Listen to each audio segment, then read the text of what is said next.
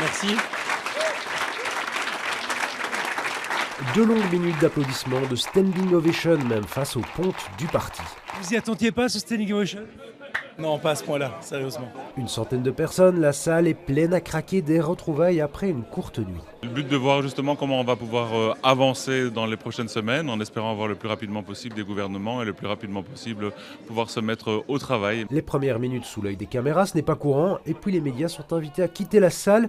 Une grande question à huis clos, le MR pourrait-il s'élancer avec le PS et les engagés à Bruxelles? Voici la réponse qu'on donnait ici en ce début d'après-midi. Notre volonté, notre demande est en réalité de se concentrer sur ce que les citoyens attendent, sur les réformes qui sont nécessaires et de ne plus perdre autant de temps sur toute une série de débats plus identitaires. Il faut une coalition des réformes, il faut arrêter Good Move, il faut plus de sécurité, il faut qu'il y ait plus de mise à l'emploi et donc il faudra voir s'ils sont prêts à enfin appliquer ces réformes à Bruxelles ou pas. Et visiblement, la réponse est non. Une petite heure plus tard, le PS annonce choisir l'opposition partout.